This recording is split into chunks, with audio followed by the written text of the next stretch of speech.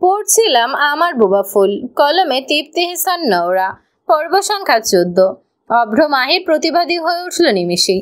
সুখ যেখানে খেলেইনি সেখানে ভুলক্রমে বল ক্যাচ নিয়ে সেটাতে আবার আউট কিভাবে করে গণ্য হবে এটা? তাদের এরূপ যুক্তি তামিজ শিকদার মানতে নারাজ। সাথে ওনার পক্ষের সকলে তা আছে। তিনি বুঝিয়ে যাচ্ছেন সুখ সশরীরে না খেললেও মনে মনে তাদের দলেরই। দুপক্ষের জট বেঁধে গেল অল্পক্ষণের জন্য। হানিফা বেগম সমানে বকে যাচ্ছেন ওদিকে।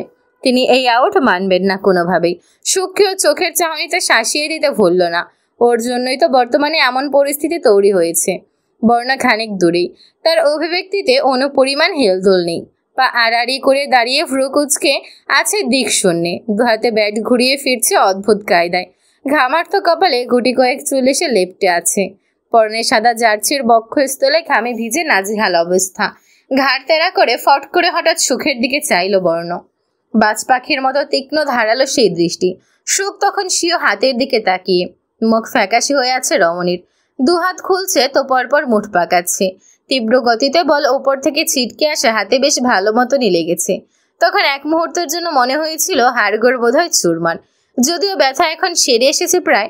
খানিক পর হয়তো বাকিটা উধাও হয়ে যাবে। বেখেয়ালে সেও সম্মুখে নজর ছিটাতেই চোখাচোখি হয়। বর্ণের চোখের তেজি পল্লব কেঁপে উঠল যেন। সেকেন্ড পার হওয়ার পূর্বে নজর সরিয়ে নিল উভয়ই। ঘড়ির কাঁটা তখন দুটোর ঘরে। রুলস অনুযায়ী শিকদার বাড়ির লাঞ্চ টাইম চলমান। কর্তীরা কিচেন রুমে তোড়জোড় করছেন। রামসার সাইমা বুয়াও আছেন। আজাদ শিকদার নিজেদের শয়ন কক্ষে। প্রতিবারের মতো এবারও জানালার ধারে ইজে চেয়ারে বসে বই পড়ছেন গভীর মনোযোগে। অবসরে তিনি বই পড়েন, স্বাচ্ছন্দ্য বোধ করেন। তামিজ শিকদার তখন গার্ডেনের শেষ প্রান্তে। ওখানে ছোটখাটো একটা মাচা, তার উপর সবুজে সবুজে ভরপুর নানা সবজি। ফাঁকফোকর হলুদ বেগুনি রঙের ফুলও লক্ষ্য করা যায়। সেখানে আবার ঝুলে আছে শশা, ঝিঙে, সিম। শখ করে এই বাগান তুলেছেন ভদ্রলোক। গাছের প্রতিটি গোড়ায় পানি দেওয়ার শেষে খানিক দূরত্বে অবস্থিত শিউলি ফুল গাছের নিচে পাতানো বেঞ্চে গিয়ে বসেন তিনি। অতঃপর মৃদু চোখে চেয়ে রইলেন নিজের হাতের লাগানো গাছের দিকে। ভ্রমিতে শিউলি ফুলের মেলা বসেছে যেন। চারিদিকে ছড়িয়ে ছিটিয়ে আছে ফুলগুলো। সুগন্ধে ভরে উঠেছে চারপাশ। বর্ণ এসে দ্বিধাহীন নিরুত্তাপ পাশে এসে বসল। বরাবরের মতো হৃদয় কুঞ্চিত। মায়েরকে সাথে করে বেরিয়েছিল সে। কোথায় গিয়েছে কে জানে। পুনরায় ফিরে এসে বাড়ির অভিমুখে যাওয়ার মাঝে দূর থেকে চাচ্চুকে দেখতে পেয়ে পায়ের গতি ঘুরিয়ে এদিকে চলে এসেছে। কেমন চলছে দিনকাল? তামিজ শিকদার এক ঝলক তাকে দেখে অন্যত্র নজর সরিয়ে জানতে চাইল। বর্ণ চুপ রয়, প্রত্যুত্তরহীন। গভীর দৃষ্টি নিচে স্থির প্রাপ্ত। পায়ের তলায় একটি ফুলকে পিষে দিচ্ছে আলতো ব্যথায়। তামিজ শিকদার ফের বলেন, শুনলাম কাল আমার মেয়ের কলেজ গিয়ে তাকে বাড়ি পর্যন্ত নিয়ে এসেছিস। এত ব্যস্ততার মাঝে হঠাৎ এটা করার সময় মিলল তবে বহু বছর পর। তিনি খুশি হয়েছেন বিষয়টিতে। দুনিয়া আজকাল যে পরিস্থিতিতে থমকে আছে, মেয়েদের একা ছাড়তে ভয় পান ভদ্রলোক। অফিস যাওয়ার পথে সশরীরে রোজ তাদের কলেজ পৌঁছে এবং ড্রাইভার পাঠিয়ে পুনরায় নিয়ে যান। যদিও তাদের এই ব্যাপারে ঘোর আপত্তি। তাদের নাকি এহেন বড়লোকি জিন্দেগি ভালো লাগে না। আজাদ শিকদারের অবর্তমানে বাড়ির মেয়েদের আগলে রাখার সবটুকু দায়িত্ব ওনার। বর্ণ নিজের প্রফেশনে সময় দিতে ব্যস্ত। বাড়ি ফিরে 2-3 দিন অথবা তার থেকেও বেশি দিন পর। বাড়ির বড় ছেলে, বড় ভাই হিসেবে প্রাপ্তবয়স্ক বোনদের প্রতি কোনো দায়িত্ববোধ এখনও তার মাঝে পরিলক্ষিত হয়নি। তবে তাদের অগোচরে পালন করে কি না বলা যায় না। কেননা সে নিজের জীবনের সবকিছু অগোচরে সম্পন্ন করতেই প্রচণ্ড ভালোবাসে। সবচেয়ে বড় উদাহরণ আজকের দিনের রকেস্টার আশফিয়ান বর্ণ। তার এই পথে যাত্রা দেওয়ার শুরুটা গুণাক্ষরেও কিন্তু বাড়ির কাউকে টের পেতে দেয়নি। একদিন পরিবারের সকলকে আশ্চর্যমণ্ডিত করে দিয়ে প্রথম অর্জিত অ্যাওয়ার্ড হাতে তুলে ধরেছিল আইজার সামনে। সেটাও মাহিরের মাধ্যমে। তার কিছুদিন পরে দেশে ছড়িয়ে পড়ল তার কণ্ঠের সুনাম। অতঃপর দেশ হতে বিদেশে ড্রাইভার ছুটিতে। তামিজ শিকদারও মিটিংয়ে আটকে পড়েছিলেন কাল। এদিকে গুরুত্বপূর্ণ মিটিং, অন্যদিকে মেয়েদের নিতে যাওয়ার সময়। যদিও তুহপা আশ্বস্ত করেছিল আজকের মতো একটা ট্যাক্সি নিয়ে তারা সহি সালামতে বাড়ি পৌঁছে যাবে, কিন্তু বর্ণ যে কলেজ যাবে সেটা সকলের কল্পনাতীত। বর্ণ চোখ তুলে চাইল অনীহা সমেত। জানালো অন্যত্র মুখ ফিরিয়ে। তার ইম্পর্টেন্ট কাজ ছিল কলেজে, তাই সেখানে উপস্থিত হয়েছে। তবে ইম্পর্টেন্ট কাজের নামটি উল্লেখ করেনি। হানিফা বেগম ধীর পায়ে নিজ রুম থেকে বেরিয়ে ড্রয়িং রুমে এলেন। ঠোঁটে মিটিমিটি হাসি ঝুলিয়ে অভ্রফোনের কিবোর্ডে আঙুল চালাচ্ছে ক্ষণে ক্ষণে। বৃদ্ধা আর চোখে চেয়ে মুখ কুচকে নোরার দিকে চাইল। টম অ্যান্ড জেরি চলছে টিভিতে। নোরা মনোযোগী, আঁখি দুটো কেবল সেখানেই সেটে আছে। এই বুড়ি, কিরণমালা শুরু হবে এক্ষুনি। ওইটা দে তো, কাল দেখতে পারি নাই। নোরা নজর হেরফের না করেও মুখের ভঙ্গি পাল্টে বিরক্তি প্রকাশ করলো। রিমোট লুকিয়ে শক্ত ধরে করে রাখলো জামার ভেতর। দাদুর এই অদ্ভুত ভাষা শুনতে কেমন একটা। বহুবার শুদ্ধ বাংলা শিখিয়ে দেওয়ার পরও এসব ভাষায় কথা বলতে দেখায় নোরার মন ক্ষুণ্ণ। হানিফা বেগম ক্ষণকাল যেতেই ফের বললেন, কি কইছি, কথা কানে যায় না? বাচ্চা মাইয়া এই বয়স থেকে টিভিখোর হইলে কাজ হইব? নোরা চট করে সরু নেত্রে ঘাড় বাঁকিয়ে তাকালো, বলল হই হই করে, তুমি তো মৃত্যু পথযাত্রী। এক পা দুনিয়ায় তো আরেক পা কবরে। নামাজ দোয়া না পড়ে শুধু কিরণমালা দেখলে হবে? গলায় পানি আটকে গেল সুখের। খুক খুক করে কেশে ওঠে ডাইনিং টেবিলে পানির গ্লাস রেখে দিয়ে অবিলম্বে চোখ পাকিয়ে দৃষ্টি নিক্ষেপ করলো ড্রয়িং রুমের উদ্দেশ্যে। কথাটা বহুদিন আগে একবার তুহপাকে বলেছিল সুখ। সেদিন তুহপা প্রচুর হেসেছিল। নোরা উপস্থিত ছিল সেথায়। হানিফা বেগম বিস্ময়ে হতবাক। ভাষা হারিয়ে হতভম্ব হয়ে তাকিয়ে রইল নোরার ছোট্ট নিষ্পা বাদলে।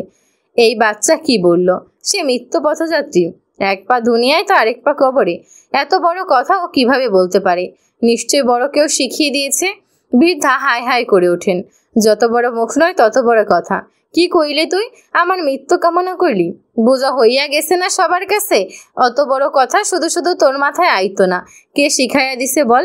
অভ্র শব্দ করে হেসে উঠেছিল, কিন্তু দাদির প্রতিক্রিয়া দেখে হাসি কমে এলো নিমেষে। হানিফা বেগম জোর গলায় বারবার জিজ্ঞেস করছেন কথাটা কে শিখিয়েছে জানার জন্য। নোরা মুখ বাড়িয়ে বলল, কাঁধের চুল উড়িয়ে, আমি একাই 100, কাউকে কিছু শিখিয়ে দিতে হয় না। বৃদ্ধা তার নির্বিকার ভঙ্গি দেখে আরো ক্ষিপ্ত হলেন। অভ্র সান্ত্বনা দিতে চাইল। নোরা ছোট কি বলতে কি বলে ফেলেছে, কিন্তু তিনি শুনলেন না সেসব বাণী। সে সময় বর্ণ এবং তামির শিকদার একসাথে প্রবেশ করছিল বাড়িতে। মাকে আপন মনে হাহুতাশ করতে দেখে তামির শিকদার এগিয়ে এলেন। বর্ণ পাশ কেটে চলে এলো ডাইনিং এর দিকে। বৃদ্ধার হাহুতাশ আজ নতুন না, যে কোনো ছোট ধরে প্রায়শই তিনি এমন করে থাকেন। সুখ তখন নিজের জায়গায় দাঁড়িয়ে সেখান থেকেই দাগুর বকবকানি শুনছিল। বর্ণকে তার সামনে এগিয়ে আসতে দেখে মুখাবয়ব শক্ত করে থম মেরে রয়। কোনো কথা হয়নি দুজনের, চোখাচোখিও না। সাইমা বুয়াকে ডেকে ফ্রিজ হতে ঠান্ডা ফ্রেশ পানির বোতল নিয়ে বর্ণ পুনরায় ফিরে গেল সিঁড়ির অভিমুখে। চঞ্চল পায়ে এক পা দুপা সিঁড়ি ভেঙে যাওয়ার ফাঁকে গভীর সুচালো চোখের চাহনিতে সুখের দিকে চেয়েছিল পুরোটা সময়, যদিও তার সুখের অজান্তেই। রমণী তখন অন্যদিকে তাকিয়ে। নোরা ধীর পায়ে চুপি চুপি কেটে পড়েছে ড্রয়িং রুম সেরে। বুঝে গেছে যতক্ষণ না তাকে বড়দের বকানা খাওয়াচ্ছে ততক্ষণ দাদুর মুখ থামবে না। সাথে রিমোটটা নিয়ে যেতেও ভুলল না। কিরণমালা আজও দেখতে দেবে না দাদুকে। দূর থেকে সুখ সন্ধিয়ান চোখে তার গতিপথ অবলোকন করছে। স্টাডি রুমে প্রবেশের আগে হুট করে সুখের দিকে ফ্লাইং কিস ছুড়ে দিয়ে অধর জুড়ে বাঁকা হেসে ঢুকে গেল নোরা। সুখের কপালে হাত। পরপরই অধর প্রসারিত হলে আনমনি। এখন জোরে তলব করা হলে নূর হয়তো বই দেখিয়ে উল্টো রাগ দেখিয়ে বলবে, পড়ার সময় আমি কোনো ডিস্টারবেন্স চাই না। চেয়ার ছেড়ে আমি উঠতে পারবো না এখন। পড়তে না বসলেও তোমাদের যত আপত্তি, বসলে আবার ডাকাডাকির মানে কি? পরদিন সুখের কলেজে যাওয়ার ইচ্ছেটাই ফিকে হয়ে গেল। যদি আবারও রূপম স্যারের মুখোমুখি হতে হয়, তারা ফিরে আসার পর ঘন্টাখানেক সময় নিয়ে বর্ণ ওনার সাথে কি করেছিল সেটা অজানা। সেদিনের অপমানের শোধ তুলতে যদি আবার তার সাথে খারাপ কিছু করে বসে, তার ভাবনা মিথ্যে হলো ক্যাম্পাসে পা রেখে। আশেপাশে ছেলে মেয়েদের মুখে কম বেশি একটাই গুর্জর, রূপম স্যারকে চিরস্থায়ীভাবে কলেজের শিক্ষক পদ থেকে বহিষ্কার করা হয়েছে। কিন্তু কি কারণ? উনি তো খুব ভালো টিচার ছিলেন। এখন ম্যাথ পড়বো কার কাছে? প্রিন্সিপাল যেমন করা, কোনো ত্রুটি না পেলে অকারণে বহিষ্কার করবে কেন? তাও অন্য কোনো কলেজে টিচার পদে নিয়োগ দিতে না পারার মতো। কি বলিস? নিশ্চয় বড় কোনো ক্রাইম করেছে রূপম স্যার। চারপাশ থেকে এমন ফিস ফিস কথায় সুখ ঢোক গেলে। আজ যারা ছাড়ের জন্য আফসোস করছে, সত্যিটা জানলে সুখের মতো তারাও নিশ্চয়ই দু চোখ বুঝে ঘৃণা ছড়বে এমন জঘন্য মানুষের প্রতি। বোধহয় এখনো সঠিক কারণটা শিক্ষার্থীদের কানে পৌঁছায়নি। শুধু সুখ নয়, পূর্বে এমন আরো বহু শিক্ষার্থীদের বাজে প্রস্তাব দিয়েছে রূপম স্যার। অনেকে সেই প্রস্তাবে রাজিও হয়েছে এবং নিজের সতীত্ব সম্ভ্রম হারিয়ে ফিরেছে। পরবর্তীতে তাদের ভীতি দেখিয়ে মুখও বন্ধ রেখেছে এই স্যার। ওনার পেছনের ইতিহাস ঘাটতে গিয়ে এমনই অভিযোগের ঢল উঠে এসেছে। বর্ণ সেদিন শক্তিদের বাড়ি পৌঁছে দিয়ে পুনরায় এসেছিল কলেজে। তখনও রূপম স্যার প্রিন্সিপালের অফিসে জিম্মি। সুখ নিশ্চুপ গিয়ে ক্লাসে বসলো। শরীরে মৃদু কম্পন অনুভব হচ্ছিল অজানার শঙ্কায়। বুকটা অযথাই ধুকপুক করছে। স্যার প্রবেশের আগে হাঁসফাঁস করতে করতে অতিষ্ঠে এক সময় ব্যাগ কাঁধে চেপে ক্লাস থেকে বেরিয়ে এলো সে।